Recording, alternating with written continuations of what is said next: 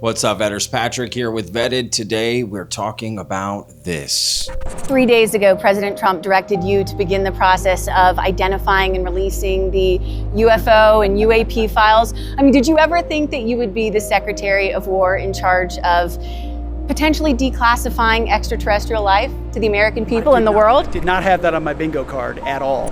Whenever you have an anomaly that's observable repeatably, and then you have a theoretical model of physics, the anomaly always wins. Whether it's black body radiation before the quantum revolution, the orbit of Mercury, which wasn't explained via Newton and is better explained via Einstein, or UFOs. We're gonna have a theoretical model that explains UFOs, but saying the anomaly isn't real because of science is just bad, mushy brain thinking. I'm not gonna answer your question. I'm gonna give you something better because I'm not sticking around for your panel. This is not about debate. Have a great panel. I want to tell you 4 things. Thank you. There's a discussion at the Pentagon and the White House. They're debating if radical honesty has to be the foundation of the 4 things that they're supposed to figure out how to say.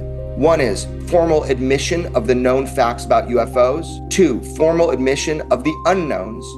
3, a formal acknowledgement of UFO presence and reality, that we're not alone, that we never have been, it seems. And 4, very important, they must articulate the primary definition, or I'd say preliminary definitions to the public, their determinations to date, and the global defense concerns that have caused the secrecy in the first place. And if we achieve this over the next days, months, maybe during the State of the Union address, if they say it, it'd be amazing. If we achieve this, it's one small step, but it's a great leap for humankind.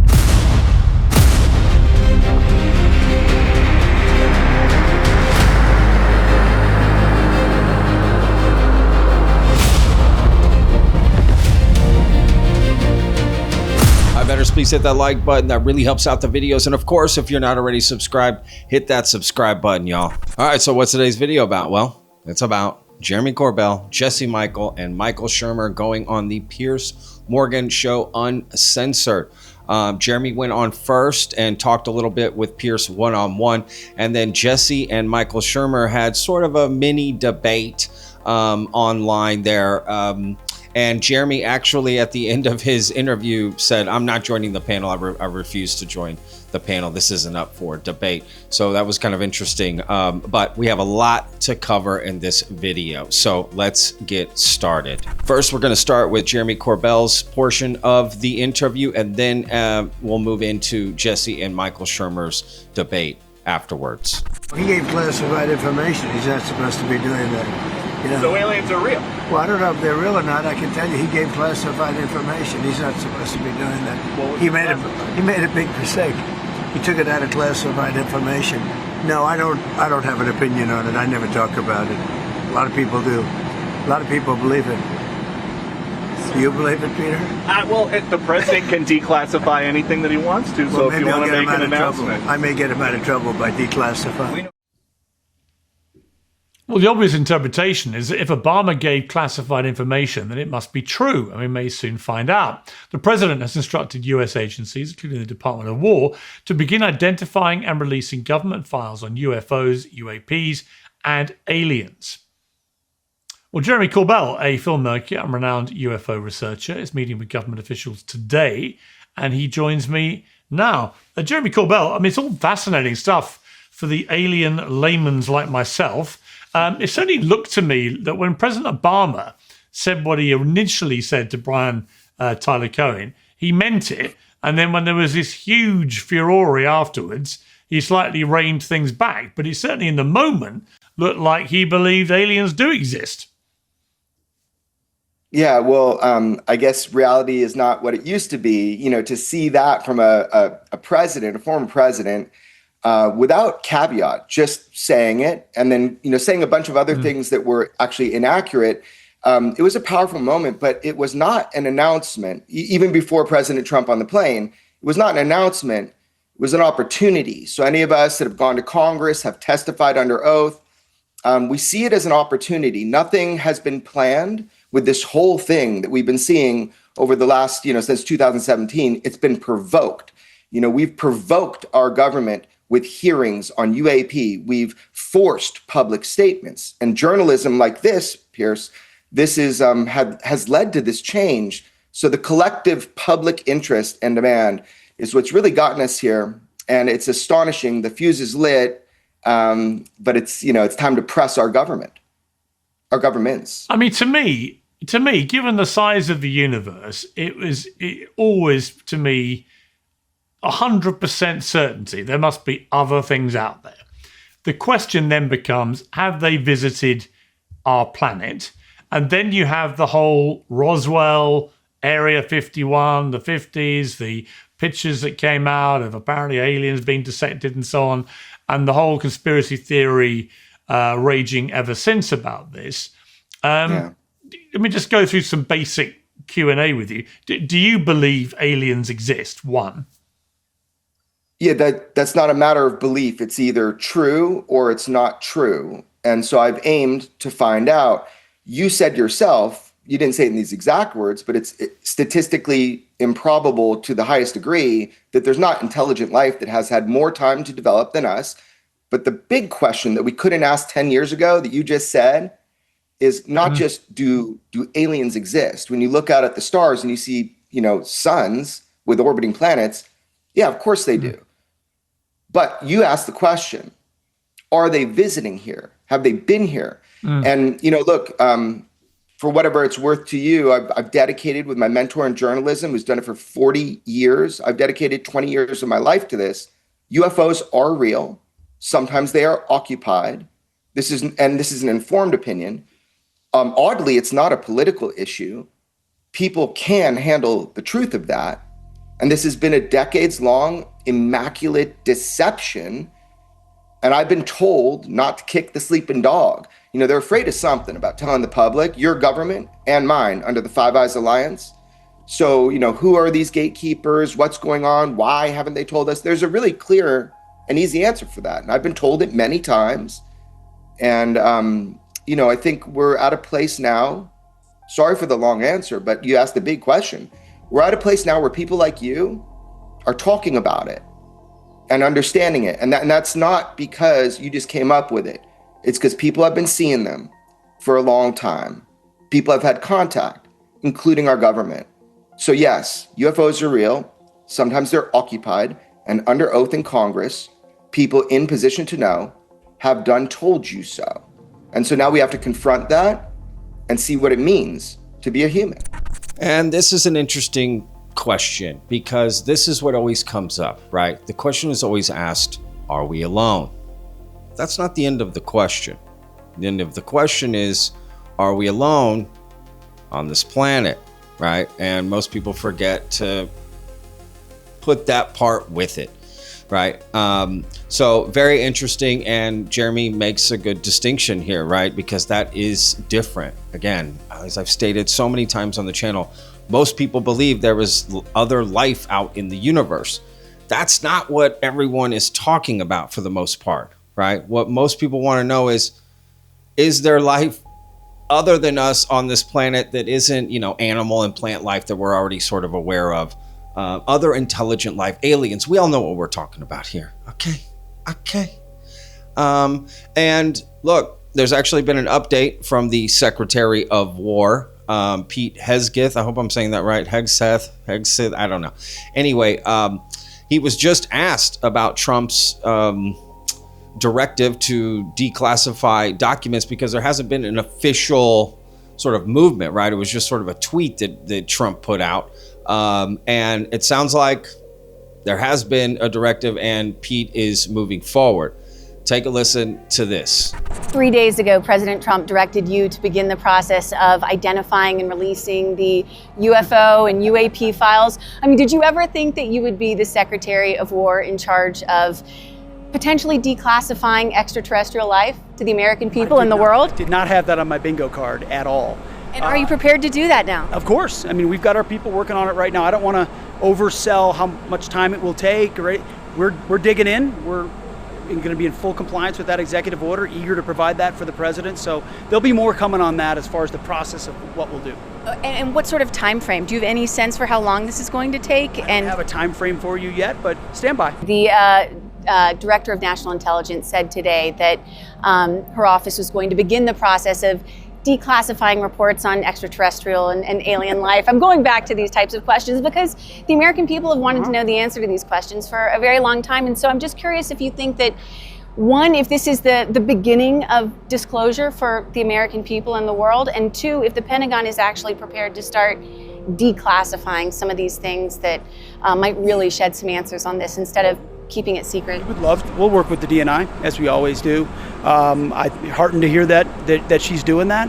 President Trump has been committed to disclosure on lots of levels, and he's made it clear that he wants answers on this. He's given us a responsibility to do it. We're going to be a part of delivering that. It'll be a deliberative process. We want to make sure expectations are going to be high, right? I don't want to overpromise and underdeliver, so we're going to take a little time to make sure we assess what this should look like and deliver for the president, for the American people. All right, so a few things here. One, he's kind of laughing about it, right? Because it's still kind of taken as a joke, right? Not a joke is their life out there. Again, the joke, yeah, we got aliens among us, you know, or yeah, we got crash UFOs. It sounds like he doesn't really think there's anything there. He's just taking serious what Donald Trump is telling him. And again, they're going to release files on UFOs, right? Meaning just stuff that's unidentified that we can't explain. Doesn't equal aliens. Even though Trump has said declassify stuff on aliens and extraterrestrials, if they're like, well, we don't have any documents on aliens and extraterrestrials, so how can we declassify it, right? I think this is going to be a shit show. That's what I think. I think expectations are going to be so high, and I don't know if they're going to be met. But again, if you're just looking at it neutrally, we will get more information than we had before. And to me, that is a good thing, right? But I think what people are expecting, just your average everyday person, are aliens on Earth or not? That's really it. That's what it all boils down to. That's the top of the pyramid. Declassify this file, this video, that photo, this thing, that thing. People just want confirmation. Is it real or not? Right? That's it. And I don't know if this is going to bring that particular answer, but it definitely is a type of disclosure, meaning they are going to disclose things. Will it be the main point of disclosure that everybody wants? That's still undetermined, and I don't know. But again, as he just stated, there is no timetable on this, but they are taking it seriously and going to put that out. So he did say we would have a timetable soon, and that would be good to know, right? Essentially. So, you know, let me know what you think down in the comments about all this. A guy just won $1 million by creating an AI film using VO3 on the stage of the 1 Billion Followers Summit, hosted by the UAE government. A 19-year-old girl runs an AI automated agency and earns $100,000 a month. And the most recent report from Forbes shows that employees who use AI at work are earning 40% more than those who don't. The AI employment paradox is alive, and February matters because the early adoptive phase is over. So the question is simple: will you watch this shift or win from it? Introducing Outskill, the first ever AI-focused educational platform to accelerate AI learning for people like you and me. They're hosting the 2-day AI Mastermind training live this Saturday and Sunday, 10 a.m. to 7 p.m. Eastern on both days. And right now is the perfect moment to join because you can get in absolutely free for the next 48 hours. This 16 hours AI training has already built 10 million plus AI first professionals worldwide and is rated 4.9 out of 5 on Trustpilot. People from marketing, finance, operations, product, and engineering. Join this just because this is not specific to any one industry, but is now needed across every one of them. This is where you learn how to build AI agents that plan, write, execute, and report for you, automate workflows that run even while you sleep, connect tools like Sheets, Notion, CRMs, and email to create profitable systems. Use AI to save hours every week and get an unfair advantage at work. Not just that, you'll learn how to profit from these skills. People from this very training have launched AI-powered services that bring in 3 to 4K weekly by just applying the systems they're taught. To kickstart your year, you'll also get premium lifetime bonuses like the AI Prompt Bible, the AI Profit Roadmap, your personalized AI Toolkit Builder, only if you attend both days. And here's the most interesting part. When you sign up, you'll get access to the 2026 AI Survival Hackbook, a comprehensive compilation of the upcoming AI shifts in 2026 and the practical steps you can take to be prepared. Seats are limited. Use the link in the description to join. And join the WhatsApp community to stay updated before the big blast. So I asked you a big question, and you gave a long, detailed answer. And you've raised a big question, which is, your big thing is government transparency. Why would governments be so keen to stop the public from knowing the truth about any visiting aliens? Why not just embrace it? Say, yeah, we've got this exciting thing, this alien beamed down from planet Tharg, and we're keeping it at Area 51. In other words, why make such a determined, apparent effort to suppress it?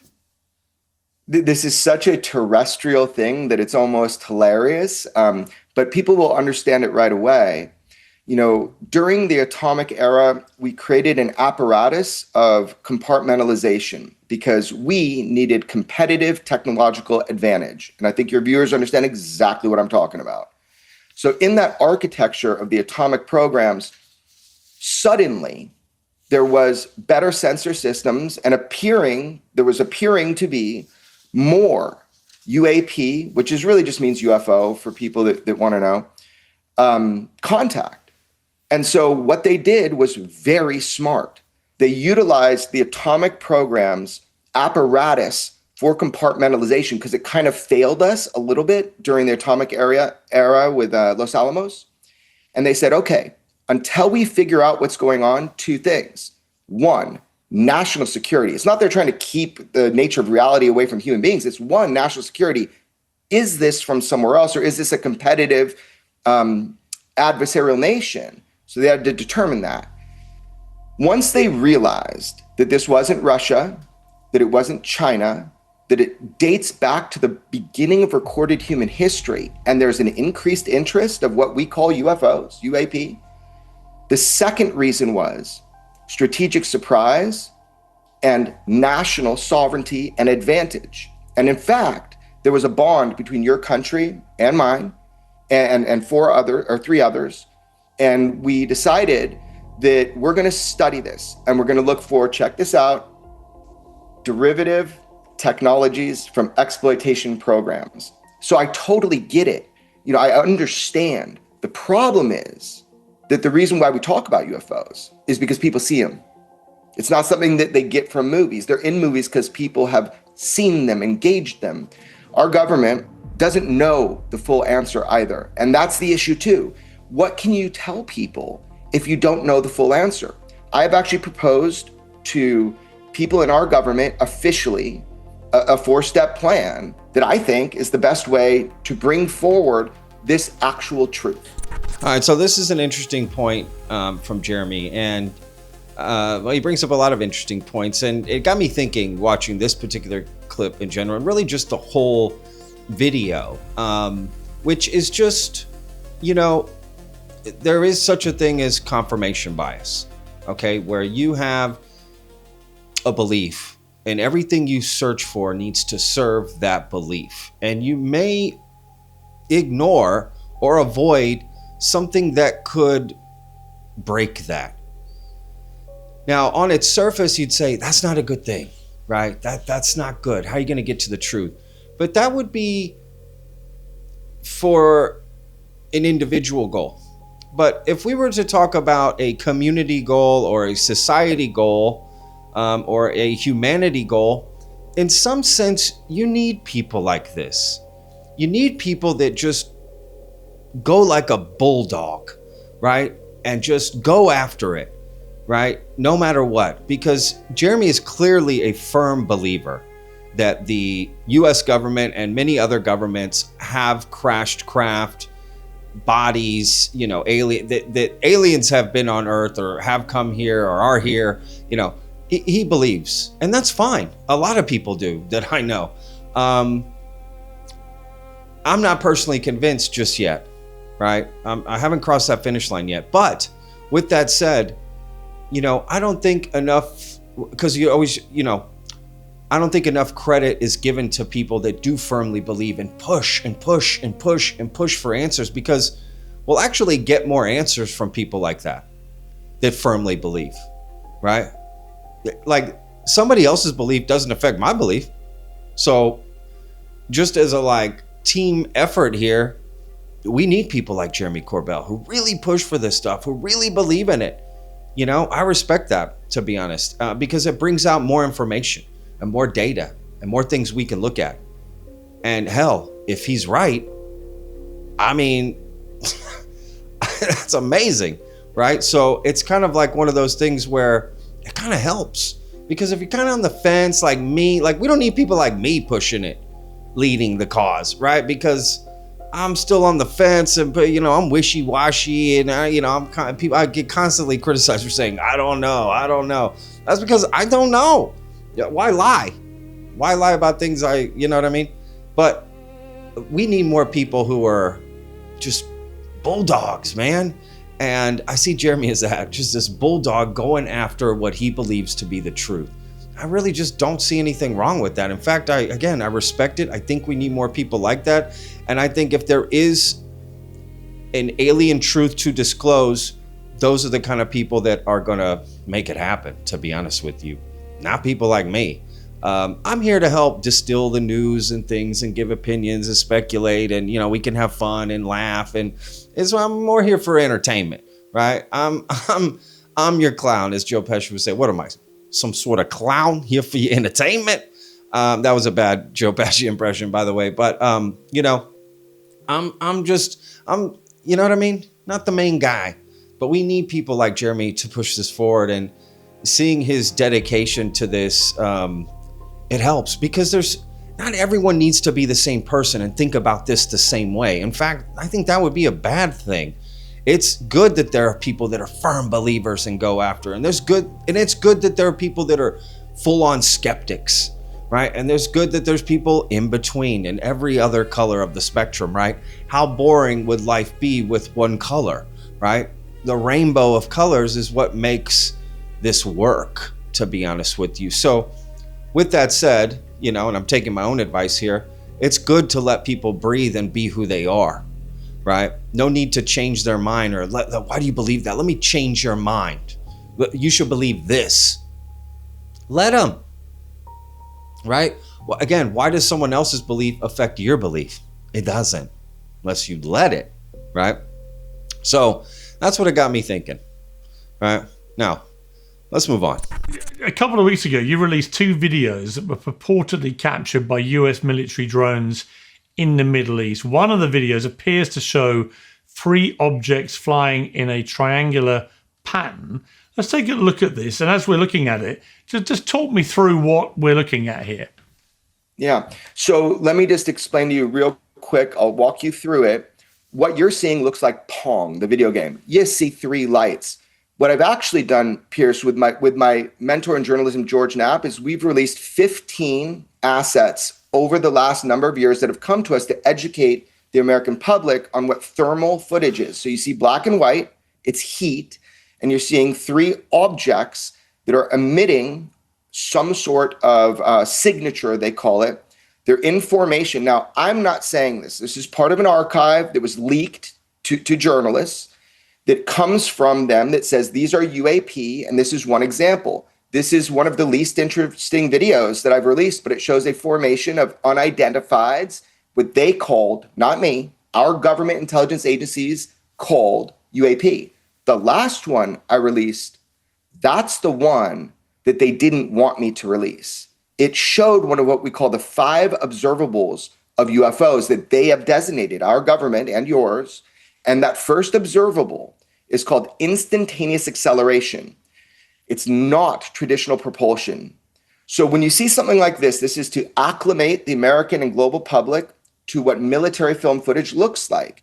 George Knapp and I have released 15 different pieces of evidence. The last one was a banger. The last one, undeniably, through our government's own analysis, which is what I'm showing you, shows instantaneous acceleration, something that we know physics can do, but any human being would turn into jelly if you were able to, it's called inertia. Look it up. Great word. I had to learn it, right? Instantaneous acceleration means the G-forces would just turn the human body into jelly. You have at your ability now to go online and watch the government's analysis of a UFO, a UAP that they said is UAP, that instantaneously accelerates to the right if you're looking at the footage. It's supposed to be impossible. Problem is, we now see that it's not. We've theorized about it. Witnesses have explained it. Commander David Fravor in 2004 chased a UFO for the United States military and testified under oath in front of Congress that he did so, that it wasn't ours, and that they had it on radar on lock, and it instantaneously accelerated beyond human capability. Wasn't China, wasn't Russia, wasn't any technologically known nation. So now you can see it. So that video you showed was cool, but look at the 15 assets that George and I released. Watch the last one. It's called Syria UAP 2021, Apparent Instantaneous Acceleration. And that's what our government labeled it. All right, so this is interesting. The two most recent videos that George and Jeremy did release, almost back to back, essentially. You had the triangle one, which did kind of, it had 3 individual lights that moved around. And I saw Michael Shermer saying, oh, people thought it was a triangle object, and that's what Jeremy and George were pushing, and Michael Shermer, who's later in the video. But George and Jeremy never said that, to be fair. They said that it was like 3 individual things. That was the point. They were saying it wasn't this triangular object, right? So again, that is kind of interesting. And more on Michael Shermer later. But these 2 videos now, granted, that one with the 3 lights and the triangular formation, I think that's just birds.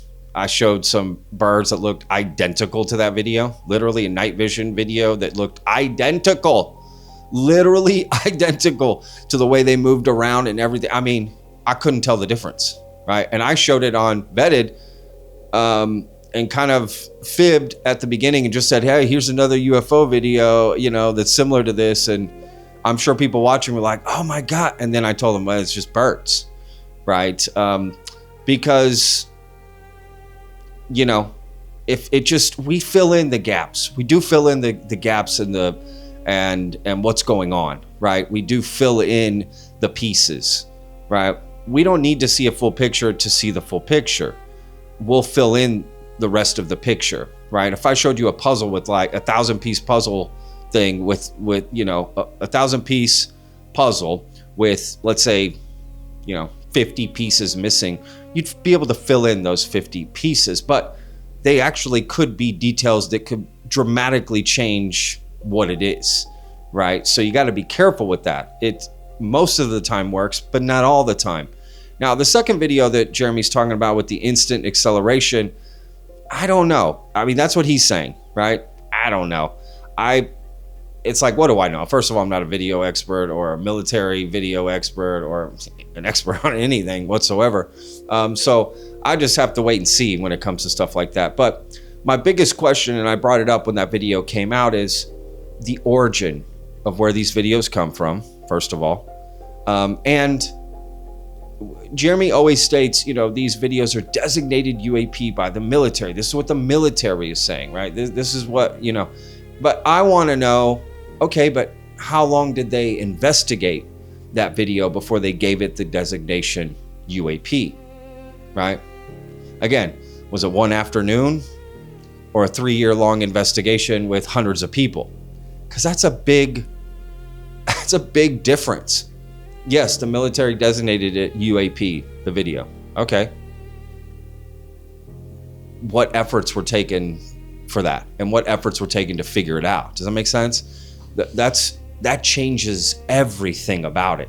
That changes the complete validity of the video, in my opinion, and we don't ever get that information. So as great as it is that this information comes out, it's also missing a lot of key details that would really help us determine what it is, right? Too many key. And so then to say, well, it has instant acceleration. I mean, we're looking at one video, right? One angle, one observation, no other details. It's just not enough to make that determination, in my opinion, to say showcasing one of the 5 observables, right? Instant acceleration, braking physics, inertia, all that. I personally don't see how that's possible, right? With one data point. It's just not enough.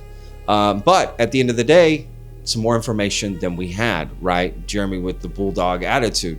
And so I do appreciate that stuff coming out at the end of the day. But I don't know if I'm on board with getting to that conclusion just yet, that it does show instant acceleration. But, you know, that's for everyone to decide for themselves until there's a comprehensive investigation into that video and, you know, the events that occurred around that incident. This whole thing about Area 51, I mean, what is Area 51? I know it's in the Nevada desert. What does the government say is there? And how much veracity has been genuinely established about the whole 1947 Roswell crash and so on, the supposed transportation to Area 51 for reverse engineering of aliens and so on?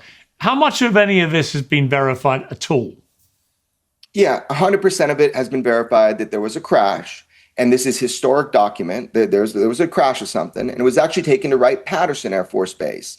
Now, the lore of Area 51, the only reason you know that word, other than Obama was the first president to ever say it, was that George Knapp in 1989 brought forward a man named Bob Lazar. And Bob Lazar said we had 9 flying saucers in a hangar at a site called Site 4 at Area 51. It's a sub-base just south called Papoose Lake.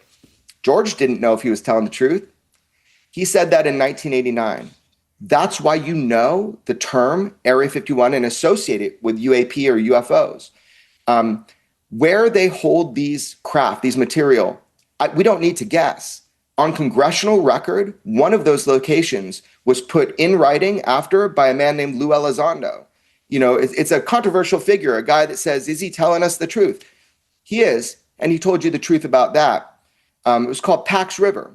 So that is one location where some of these materials were there because, Pierce, for your audience, documented by our own government and testified to in Congress, there was supposed to be a transfer from Lockheed Martin to a program called AWSAP, Advanced Aerospace Weapons System Application Program. The $22 million reported by New York Times wasn't for the group called ATIP, like they reported. They got that wrong. They'll admit that to you. It was to a group run by a guy named Dr. James Lakatsky, who ran the Defense Intelligence Agency's UFO program. And he actually came on my show with George, and he admitted to the world, because he had authority to do so and told us, he admitted to one UFO, non-human intelligence-built craft that our government has in possession. You'd think this is world news. No, just on a little podcast with me and George, only time he's ever talked publicly. So we have them. Hal Puthoff on the Joe Rogan podcast, the scientist that has worked on this for years, said we have 10 or more in our United States possession. So now you have people talking out who have nothing to gain, who are under NDAs, who have signed their lives away, who are scientists and physicists who have worked on this, told you we have them, and now you know one location.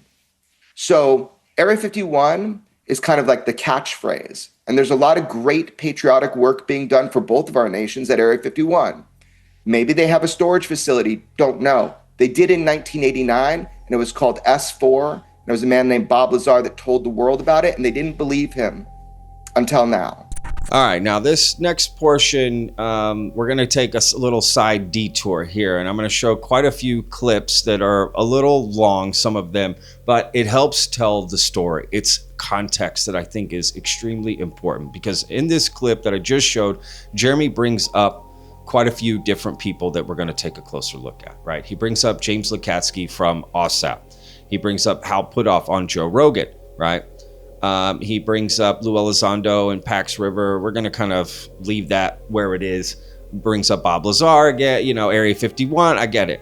But let's focus on the James Lakatsky and Hal Puthoff portion of what he said. Specifically, let's start with Hal Puthoff, right? He says that Hal Puthoff has claimed we have 10 or more craft, right? Take a look. How many of these crashed crafts do you estimate there are that human beings have recovered? More than 10. More than 10? More than 10. How many of them are in possession of people in the United States? I meant more than 10 in possession of the United States. What about worldwide? Worldwide? Do we have any data on that? We have data, but it's classified. There's no way to really talk about it. But so there's more, though. You Yeah, could safely say it's not just the ones in the United States. Not just the ones in the United States. And again, my question is always, how can you say we have 10 or more craft, but then not give any more details because it's classified? And even talking about what other countries have that are classified, because after that clip, that's what Joe Rogan had. Well, the other countries, okay, they got more, but how do we know? Oh, that's classified. I can't talk about it. But you can tell us we have 10 UFOs, but that's not classified? Wouldn't that be classified? Wouldn't you classify that? Hey, we have 10 craft. That's classified. Don't tell anybody we got UFOs. No, you can tell them, just don't give the details. I mean, that just doesn't, I can't make sense of that. And no one has ever given me a good answer. People say, well, sources and methods, and it's not good enough. That's not all that gets classified. Details of operations get classified, right? There are many things that the U.S. has recovered from other countries that we can't hear about because it's classified and has nothing to do with sources and methods, right? That's how you got it. That's how you retrieved it, right? But I'm just saying, I don't know about that, right? Now, is it someone prominent saying we have those 10 craft? Yeah, but I just don't know how he's allowed to say that. It just doesn't make sense to me. Now, let's move on to James Lacatski, because Jeremy definitely brings this up all the time as an example of, you know, we have a government scientist claiming that we have a craft. And in fact, it's been claimed that he went inside the craft. Okay. That's the claim, that James Lacatski, they were able to open a UFO craft and he was able to go inside of this thing, right?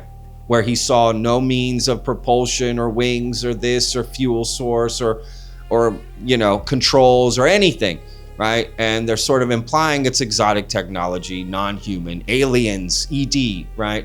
But there's something very interesting about that gentleman in particular. So this is the clip that Jeremy is sort of referencing in this Piers Morgan interview, where James Lacatski on the Weaponized podcast sort of admits that this is happening. And Jeremy really, you know, have to admit, this is, you know, getting that bulldog attitude of going after James and trying to pin him down on exactly what happened. I'm going to read you something. Beginning of chapter 9. At the conclusion of a 2011 meeting in the Capitol building with a U.S. senator and an agency undersecretary, Lacatski, the only one of the book's authors present, posed a question. But this is where it gets good. He stated, meaning you, Dr. Lacatski, that the United States was in possession of a craft of unknown origin and had successfully gained access to its interior. This craft had a streamlined configuration suitable for aerodynamic flight, but no intakes, exhaust, wings, or control surfaces. In fact, it appeared not to have an engine, fuel tanks, or fuel. Now, there's a next part, which I'll read in a minute, but what this is you're officially allowed to tell us that the United States government has in its possession a craft of unknown origin and you were able to access the inside. Is that correct? The wording that you read is correct. You're going beyond the wording. No, I'm not. I'm asking you, did that meeting happen? And is it true? And it's true. Yes. Okay, so you're telling us, you told us, because you were allowed to tell us, that our government has a UFO in its possession and has been able to access the inside of it, right? Yes. Well, that's what I was allowed to tell you. Let me show the back of the book. This is. I know. But hold up, George. Will you translate, yeah. George? All right, let's try another tack. How do we know it's a craft and not a doorstop? We accessed it. It has no engine. It has no wings. No fuel. It doesn't. We don't know that it travels. Do we know it's a craft or it's just a rock? George, you're going into the further discussion that occurred that day. All right. We can't go there. But let me tell you, we're going to try to cover that in the future. But it's delicate. It makes the technology described in here look primitive. Why is it delicate? Why is this topic that the United States government has a UFO in its possession and we've been reverse engineering it? You've admitted it. Why is it delicate? The details. I'm old school. I won't use the term adversary, competitor as the way we describe. We are surrounded, maybe not surrounded, but hopefully not so, by our enemies. And our enemies, you can be sure they're listening to this show right now. You can be sure that they were monitoring OSAP. You can be sure that perhaps they had employees, hopefully not in GIA, but in the contractor part, that were giving out information. I know that. So the thing is we can't say anything more than what we've been approved to say. And look, Eric Davis has also claimed that, James Lukatsky did go inside the craft and all of this stuff, and that a general touched it as well, and could realize it wasn't China or Russia or any of these things, But so we're just going to have to take people's word there. There's no evidence or proof here. But what I also found interesting is during that same interview, James Lukatsky and Jeremy started talking about David Grush and his investigation and his witnesses. And I always found this part interesting. Now, this is a long clip that I'm about to play for you, but it is well worth it for the context. Okay, so stick around and pay attention to the details of what they're talking about with Grush, and specifically David Grush's witnesses and also forged documents. You'll see what I mean. Okay, so let me just go one last time. So basically, David Grush, what he told us, you both feel that information is credible, right? Is that what you implied? It's credible, but I'm simply saying he worked with someone that I know and trust as the UAP task force leader, and I think you should take his statements. Now, whether or not, if we could just take a moment here, I've observed to Colin something that is, I'm looking at it particularly in regard to UFOs and the paranormal. There are people who have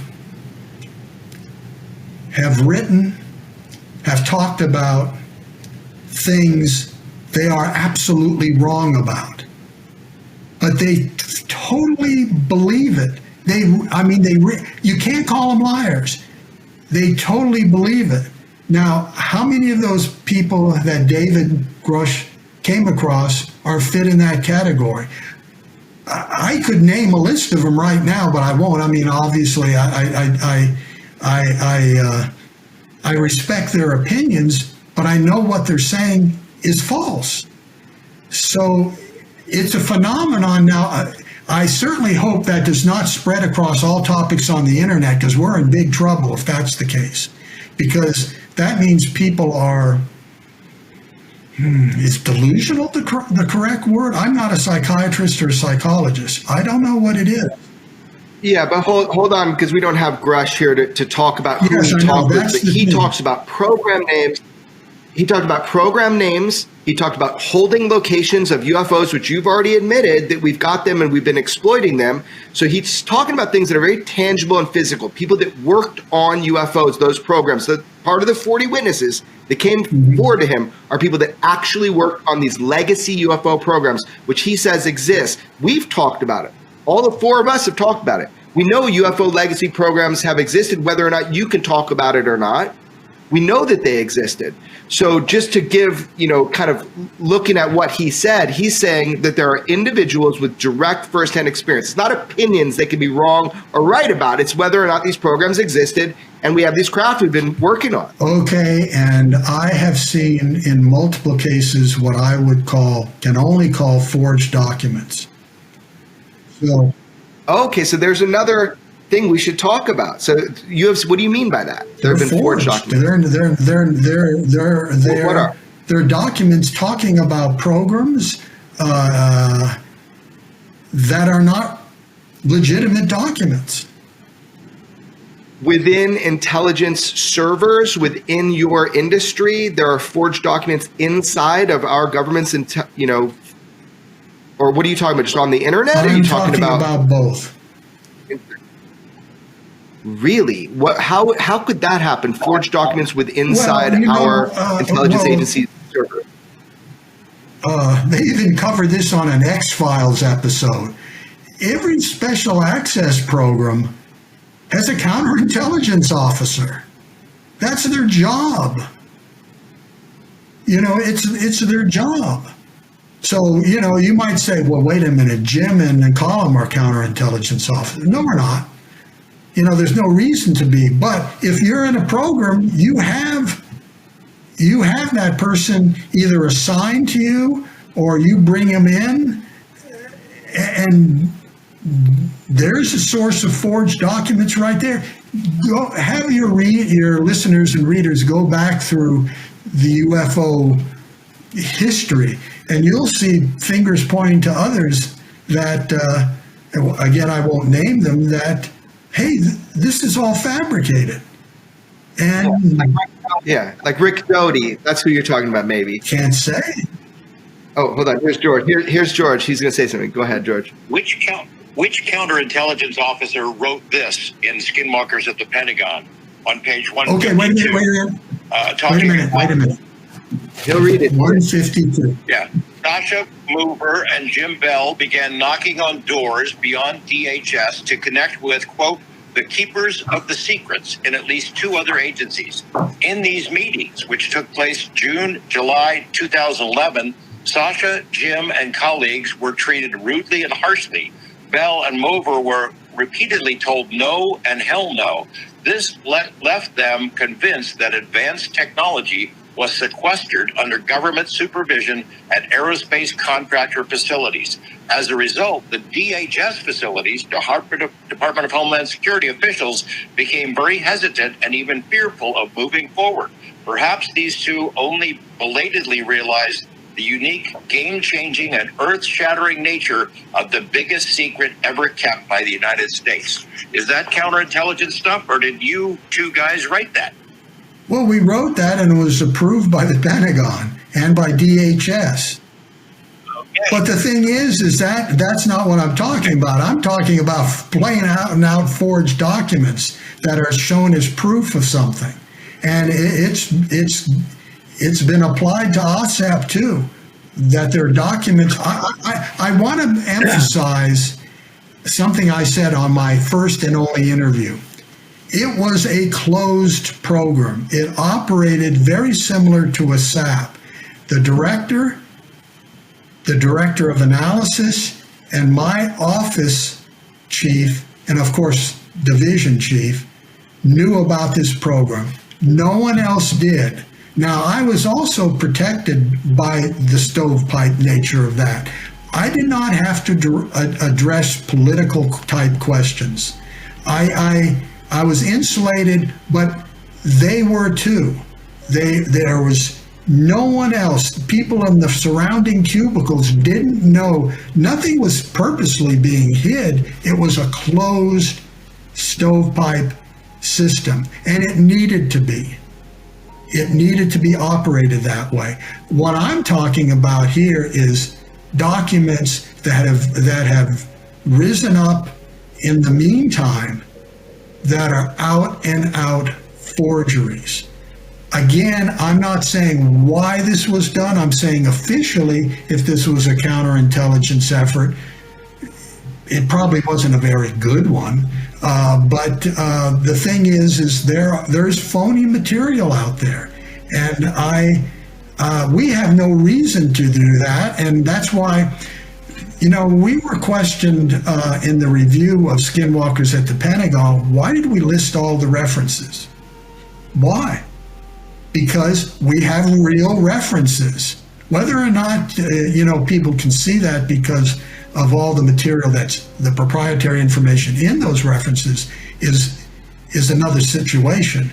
But the thing is we have our references, and they're not fabrications. They exist, and they exist both in and outside of DIA.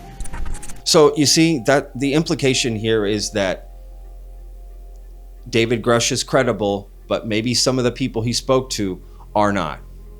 Right?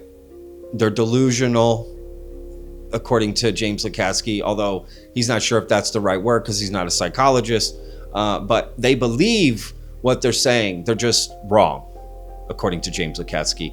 And they've seen forged documents that end up in the government, that get shown, right? Fake documents, disinformation, because every SAP has a counterintelligence officer attached to sort of keep people off the trail of that SAP. Now, do we use that on each other as American government officials? They use it on each other? I guess so. I guess counterintel, doesn't just go outside the borders. It's also within the borders, right? And that the government uses disinformation against their own people, right, to protect programs. I guess that makes sense to some extent. Now, is that what's happened with David Grush, right? Did David Grush, it's not that people are lying, they're just confused. They're delusional because they've seen documents that are fake and think things are real, right? I don't know, right? Now, what's interesting is Ross Coulthart, back when he was on the Need to Know podcast with Bryce Abel, they talked about this incident with James Lukatsky on Weaponized with Jeremy. And during this clip that I'm about to show you, Ross reveals that David Grush was allegedly going to come out with evidence to prove that that wasn't the case about James Lukatsky, because apparently David Grush was not happy with what James Lukatsky was saying. But I have to be honest, that was years ago, by the way. David Grush never came out with anything, but this is what they said. Yeah, he also took a few swipes at David Grush on the way through as well. He did. He said he considered David Grush credible and that his statements were reasonable, but he wouldn't answer any questions about potentially biological remains that have been recovered from craft of supposedly non-human origin. And then he was talking about some of the witnesses, without naming them, interviewed by David Grush, and he said, and this is poisonous, and I know there's going to be a response from David Grush at some stage. He said, you can't call them liars. They totally believe it now. How many of those people that David Grush came across fit in that category? I could name a list of them right now, but I won't. I mean, obviously I respect their opinions, but I know what they're saying is false. Now, I was disappointed that there was no attempt to pin Jim Lukatsky further down on what he was saying there, because essentially he was slurring a lot of very brave people who've come forward to the Congress, to the Inspectors General, and also to ARO. Fat chance of them getting heard there. But the fact is, these people have risked their careers, if not their lives, in making the decision to come forward. Frankly, I do not think we should be belittling them or calling them liars. And I would like to hear the evidence, frankly, that makes any basis for the assertion that what they're saying is false.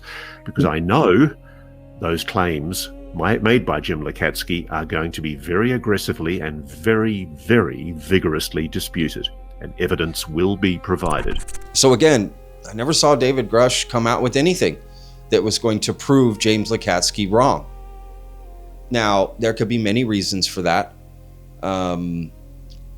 Just didn't feel like it, forgot, got carried away, other things, this, that, the other. I don't know, right? Maybe the James Lukatsky comments didn't make a big enough wave in the community, so people just, left it alone. I don't know. Maybe that's what his op-ed was about. David Grush's this op-ed that was allegedly supposed to come out that never came out. I don't know. It's hard to determine. But one thing we are certain of is that David Grush testified in July of 2023, right, about this years-long investigation that he had led, and he had about 40 witnesses, more or less, and nothing has happened since. There was no follow-up about his investigation in subsequent hearings, which I always found odd, and I've been pointing out on Vetted since day one, because Vetted essentially started right when David Grush came out, right? I was planning months before that, and then boom, David Grush comes out, right? Like, the timing was crazy, to be honest with you. Now, granted, I wasn't in the UFO community beforehand, so I don't really know how much it changed because of David Grush. But just talking to people, it seems like that was a big step forward, right? But have we taken 2 steps back since? Because again, what happened with David Grush's investigation? He's since moved on to help Eric Burleson with his investigation, right? And I don't know, just kind of interesting, So do we believe James Lukatsky has been inside a UFO? The same one that Lockheed Martin allegedly had and was going to pass over to the OSAP program, right? I mean, there's a whole thread to pull there, because OSAP, ATIP, right? The New York Times article, apparently, according to George and Jeremy, that's all wrong. The age of disclosure, they got all that wrong, right? So you see what I'm saying? It's just all a big spider web of craziness, and who's got the real story? I don't know if we'll ever get the real story, right? And that to me is part of disclosure. So, will that all just be forgiven if the government just says, yeah, we got crashed UFOs and aliens? Yeah, I think so, to be honest with you. But it would still be nice to know those details, because like I've always said, there's a lot of people that have lied. We just don't know who, right? So, and there could be people telling the truth. Again, we just don't know who. Now, let's move on. Well, let's play the clip from Obama in which he references this. Are aliens real? They're real, but I haven't seen them, and they're not being kept in what is it? Area 51. Area 51. There's no underground facility, unless there's this enormous conspiracy, and they hid it from the President of the United States. There was something shifty about the whole way Obama dealt with that question, and then the reining back afterwards, I have to say. He wants to tell us. Yeah, of course he does. And he knows a lot more than he's letting on, I think. They're probably not allowed to talk about it for the reasons we discussed, but they should do. Before we bring in other panel members, there's a question that my team are very keen for me to ask you, which is, why is it in popular culture, whenever aliens abduct people, they always get the information from them via the technique of an anal probe? Okay. I'm really glad that we can have this banter, because we have now moved past this. We have moved past this. Those are things that people say to try to dismiss what's right in front of their eyes. So I'm not going to answer your question. I'm going to give you something better, because I'm not sticking around for your panel. This is not about debate. Have a great panel. I want to tell you 4 things. Thank you. Right now, we're talking yesterday and today. There's a discussion at the Pentagon and the White House from people that work with messaging. And they're debating if radical honesty has to be the foundation of the 4 things that they're supposed to figure out how to say. One is formal admission of the known facts about UFOs, UAP. 2, formal admission of the unknowns. 3, a formal acknowledgement of UFO presence and reality, that we're not alone, that we never have been, it seems. And 4, very important, they must articulate the primary definition, or I'd say preliminary definitions to the public, their determinations to date, and the global defense concerns that have caused the secrecy in the first place. And if we achieve this over the next days, months, maybe during the State of the Union address. If they say it, it'd be amazing. If we achieve this, it's one small step, but it's a great leap for humankind. The implications are astounding. So I just want to thank you for talking about UAP like this. Some of us have fought really hard. There's a lot of us that have. Public demand is going to get us the truth, and it's going to take time. Because I think there's a song, change takes time. It certainly does. And let's be honest, in the annals of universe history, it's actually not that long at all. So let's see what happens. I think it's fascinating that you've now got 2 presidents talking about aliens in the space of a week. That alone is game-changing. Jeremy Corbell, fascinating to discuss all this with you. Thank you very much. Pleasure to meet you. Thanks for covering this. All right, so at first you may be thinking, oh man, they brought up anal probing. Jeez. How could they do that? Well, Jeremy doesn't even want to answer that question. But the truth is, a lot of people have claimed that happened to them. It's just part of their experience. So to sort of laugh at it or dismiss it, or I'm not going to engage with that, that's just part of the lore. That's what people have said. And it goes beyond just that, right?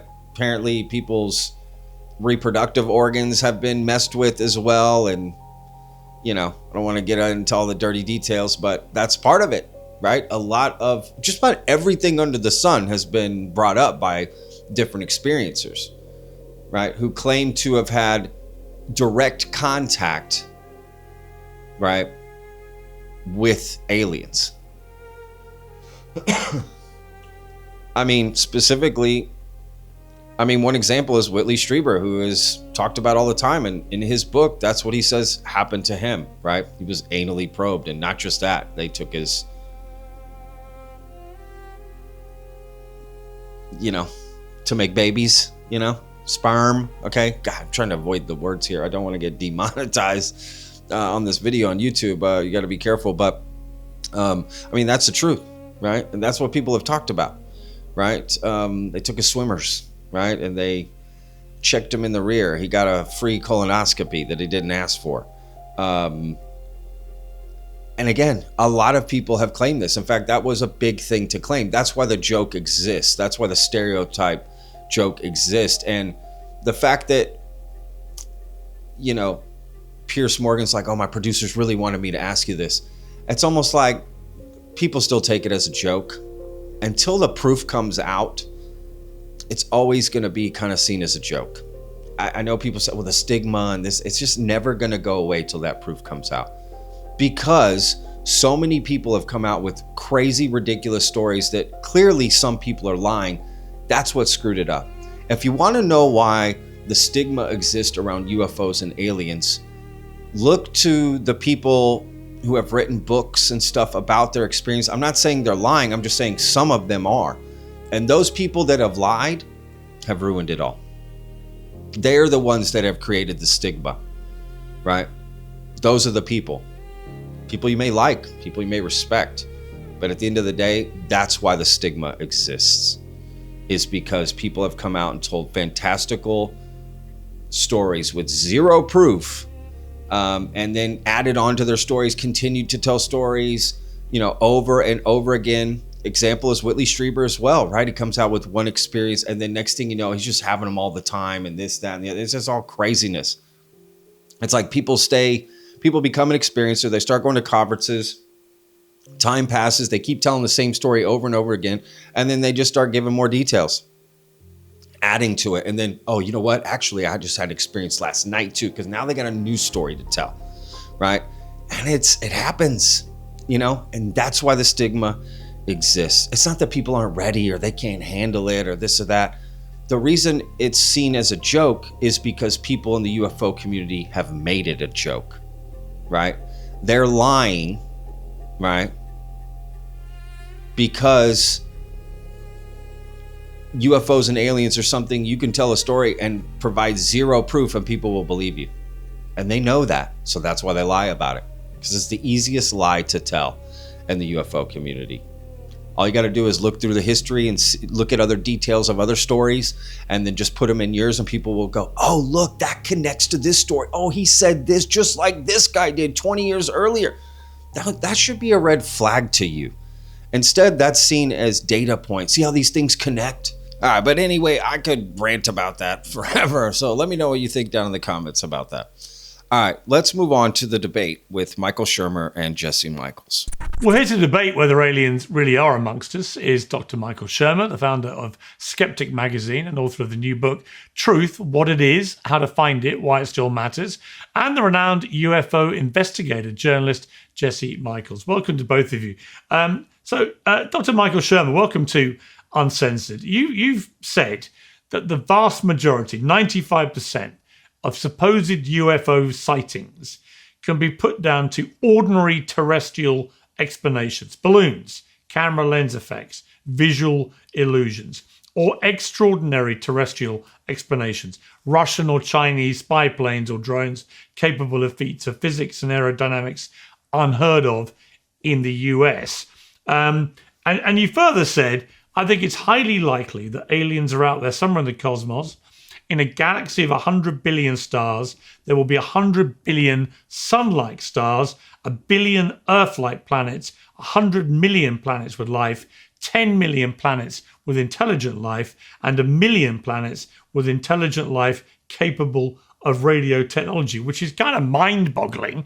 But putting those two things together, I guess my first obvious question to you is, all right, you've covered 95% of the sightings.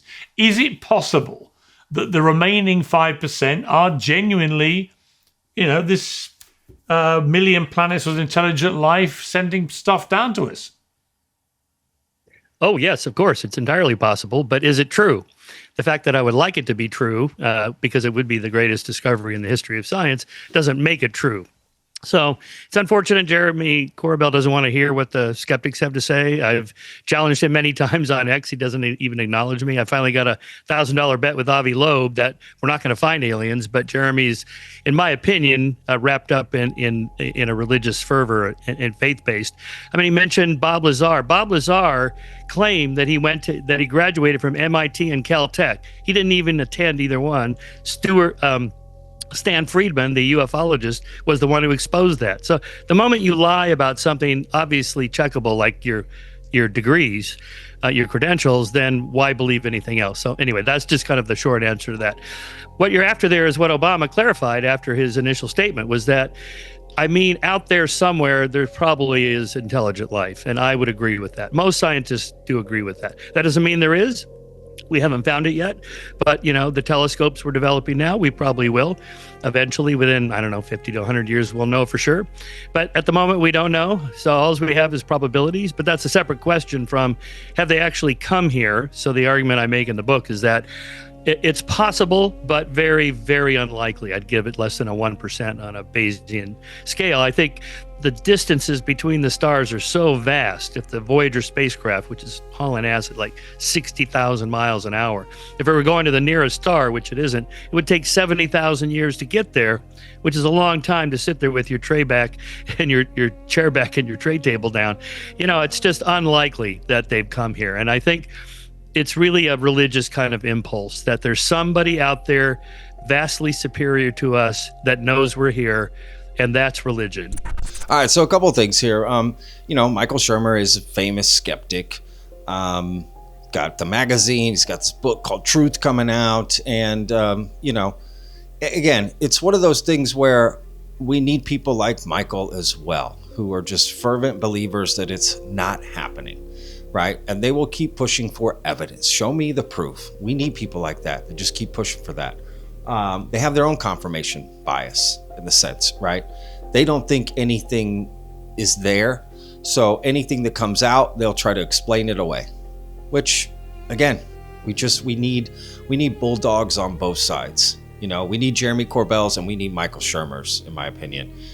We need Jesse Michaels, we need Piers Morgan's, we need Patrick Armstrong's, we need, say your name out loud, right? We need everybody to push for this. But at the end of the day, Michael pushing for evidence and proof, I just don't see anything wrong with that. Now, what I will push back on a little bit is, the idea that, well, Jeremy doesn't want to engage him, so therefore, he's can't face reality and it's a religious thing. I mean, that's just Michael's opinion, but sometimes people just don't want to debate or talk to somebody. There's no real reason for it. Or it could be, it's one of the possibilities, but it's not all of the possibilities. So maybe Jeremy just doesn't like Michael Shermer. Maybe he feels he's disingenuous. Maybe there's just so many different things there. But of course, that's what people think when someone doesn't want to engage them, they immediately think, you're scared of me. You're afraid of the truth. You see that all the time on Twitter when someone gets blocked. They're like, see, he blocked me because he doesn't want to know the truth. Well, sometimes you just get blocked because you're annoying. You know what I mean? When people become disruptive, or they just start commenting 100 times and tweeting at you and tagging you and messaging you, and sometimes you're just like, dude, I don't have time for this, right? I block people for that reason, and then they go on and go, see, Patrick blocked me because no, I blocked you because it's so much. I don't have time for that. And every person that wants to engage with you, if they don't engage, they're somehow disingenuous. It's just, I don't know. Who cares? At the end of the day, Jesse Michaels did the debate with Michael Shermer, and there we have it.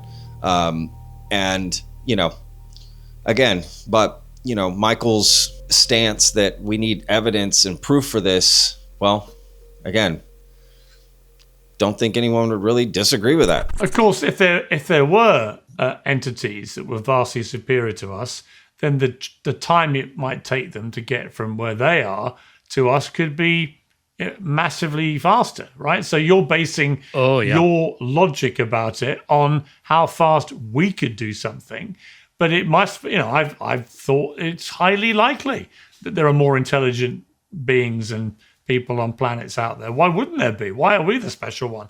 And if they are more intelligent, if they are more sophisticated, then the time scales you're putting on why it seems so implausible actually would be irrelevant, because they might be able to get here like that. Well, of course, Piers, I would change my mind in a heartbeat if tomorrow Marco Rubio or Pete Hegseth or Trump himself says, we have the aliens, here they are, and it's covered by ABC, CBS, NBC, CNN, Fox. Everybody shows it, just like the Chinese spy balloon. No one doubts that. No one talks about the credentials of the pilots that shot down the Chinese spy balloon. We don't need any of that because we have the Chinese spy balloon. So I would change my mind tomorrow. I would pay Avi Loeb his $1,000, and that would be it. But instead, we have yet to get that. And I've been hearing this since, we started Skeptic Magazine. Here's volume 1, number 1 from 1992. I've been hearing that since we started the magazine. Disclosure's coming any day now. And if you want to go back before that, Carl Sagan in the 1970s was talking about that. Where is the evidence? And the answer is always it's classified. We can't show it to you. The men in black, the whistleblowers, the grainy videos, the blurry photographs. Just show it to us. I mean, if we have the aliens, I'll change my mind tomorrow. Just show it to us. There's a reason I don't like labels, right? Skeptic or believer or this or that, because then you're boxed in, right? Then you're boxed in, and people will just attribute beliefs or non-beliefs to you based on the label you've put upon yourself, or, you know what I mean? It's like, I'm just not a fan of it. But again, we need all colors in this rainbow. So, but one thing that I found interesting about Michael Shermer is he tweeted out a bunch of different clips from this debate. But he put out one tweet in particular that I found to be quite interesting. Let's take a look at it. And Jeremy Corbell immediately bailed on the show and refused to engage with the professional scientist and skeptic, me, because then the gig is up. As long as you talk to yourself, you can believe whatever you want. No scientist thinks we have made contact with aliens. None. All right, well, there's quite a few things that I'd like to push back on in this tweet. One, the last part. That's demonstrably false that no scientist thinks we've made contact with aliens. Lots of scientists have said that they think that, right? They've even named the species. Now, you may disagree and think they're wrong, but to say no scientist thinks that's what he said. That's just not true. That's demonstrably not true. There are a ton of scientists who think that. Again, the validity of what they're saying may be whatever, and you may think they're crazy and this and that, whatever. But that's not what he's saying. He's saying no scientist thinks that.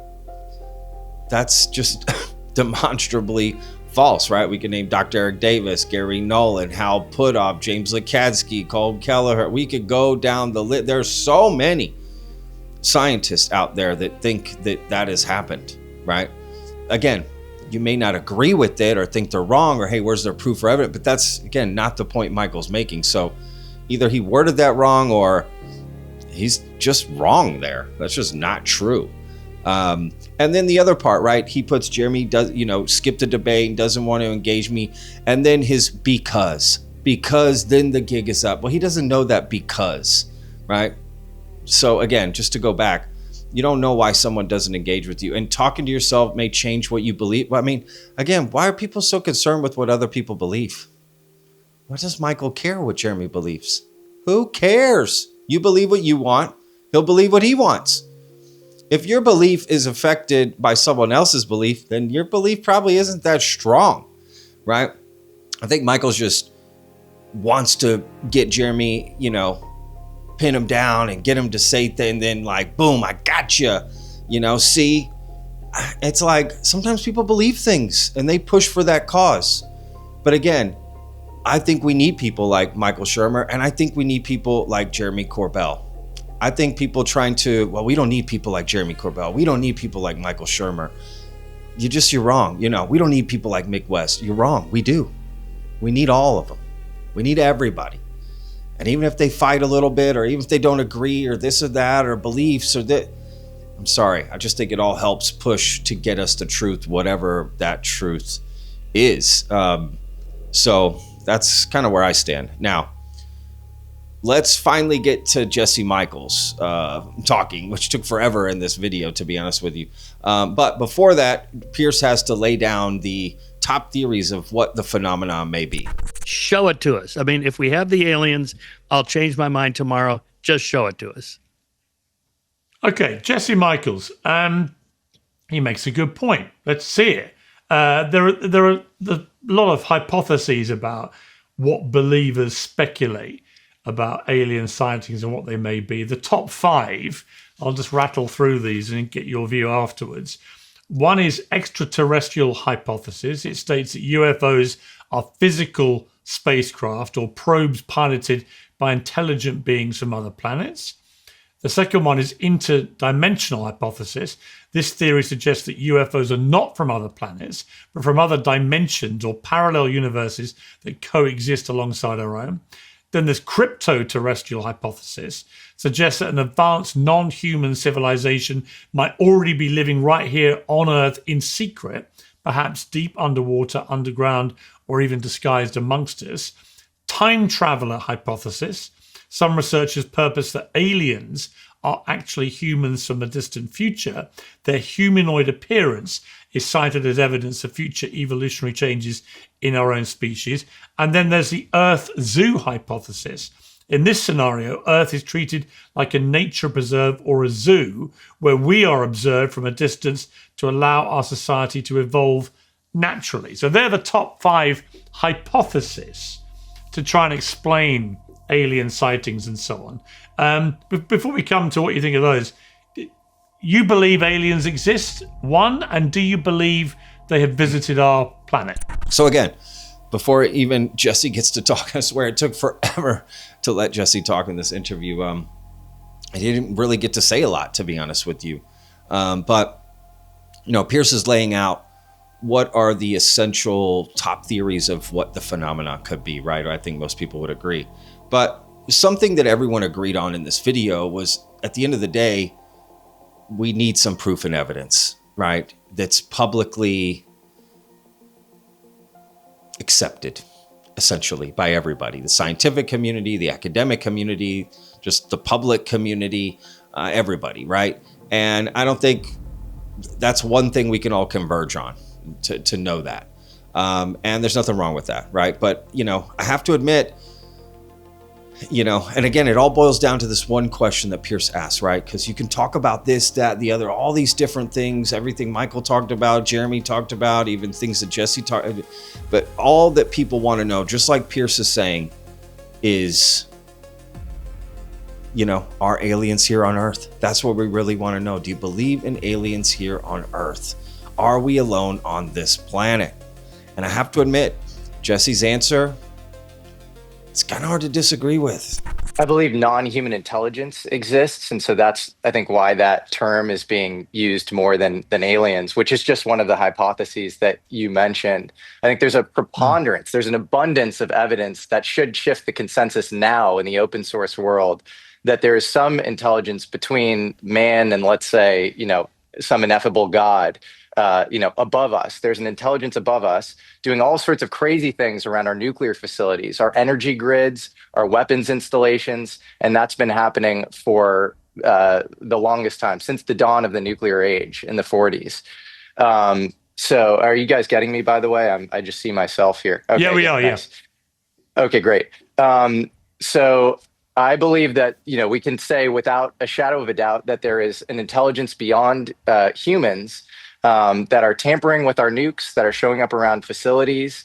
And I think the skeptics always rest on there's no definitive evidence of extraterrestrials, which is a cop-out, because that's a conclusion, which is a hypothesis as to what we're seeing. But there's so much evidence that we are seeing stuff.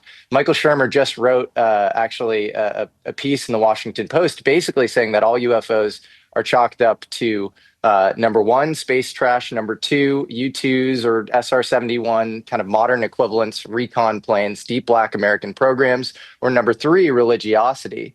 And what I would say is explain, the thousands of documents that are declassified from American intelligence from 1945 to 1955, before the U-2 was ever even commissioned, and before 1957, when Sputnik, the first satellite, was in space, where you have UFOs discussed widely in intelligence circles. Explain the 100,000 plus global intelligence documents around UFOs. You have Gaipan, like, the equivalent of, Blue Book, the Air Force project from the 50s and 60s in France, basically acknowledging, the reality of this stuff.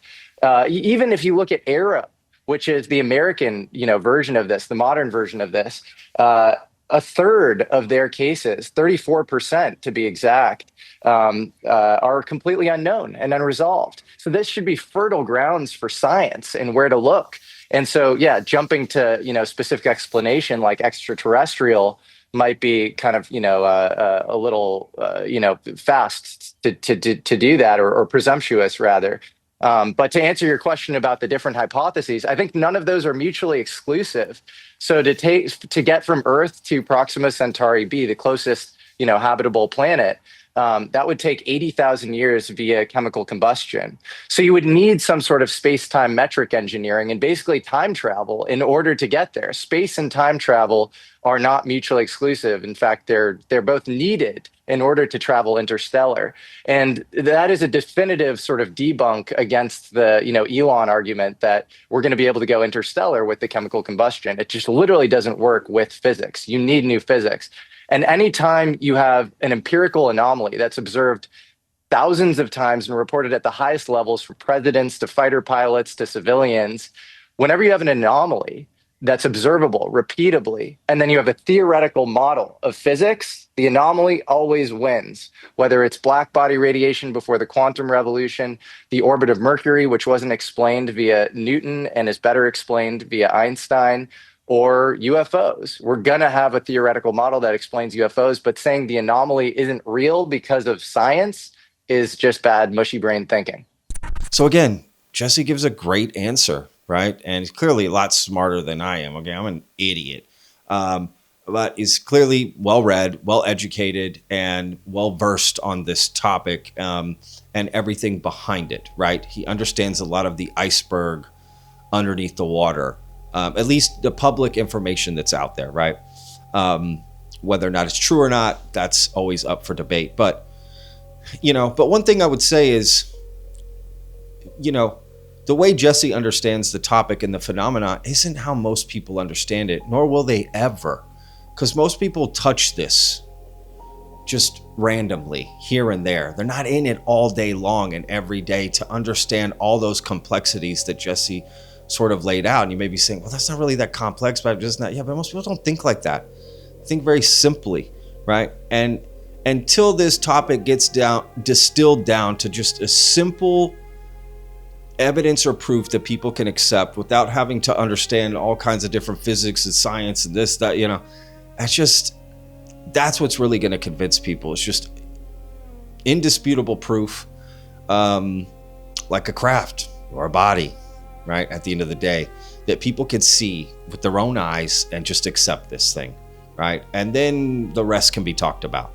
But the way Jesse thinks about it just isn't how most people think about this topic. Now, maybe for some of you that are in this all the time and consider yourself super smart and aware of things and this and that, and you're so much better, okay, great. But for those idiots like me, it's pretty cut and dry. Now you may say, well, but the answer's not cut and dry. I get that. But the belief of whether or not it's real is cut and dry. Now, everything past that, I get it. The whys, the hows, I get that. It's gray area, if you will, no pun intended. But the reality, if this is real or not, just like Jeremy said, it's either true or not true, right? So will we get there? Are we on our way? I don't know. We'll just have to wait and see. Now, look, I'm going to put a link down below to this interview and all the other links that, all the other clips that I showed. All the source links are down there. So we'll see you guys on the next one. Leave your comments down below. Remember, Averas, every day's a gift, y'all. Peace. Hey, man, I love your show, but I've got a story to tell you, okay? My name is Samson. I'm from the Arkansas Delta over here in Helene, okay? One night, I was out here just, hanging out with the chitlins and the children, and we were staring around, and, I seen this bright light just zoom across the sky. Just bam! I said, oh, man, everybody see that? Everybody was like, wow. Man, I didn't pay it no more mind. I thought maybe it's a shooting star. Maybe. Who knows? And as I was thinking it, the orb came back this time slower, like it was in reverse. And it stood there and it hovered for a little bit, man. And I had this really just bam, bam, bam, bam, bam, bam feeling. Just overwhelming me. The Holy Spirit told me, this here's an angel, son. And let me tell you something. When that thought crossed my brain, that orb of light did something. Shimmered, vibrated, something.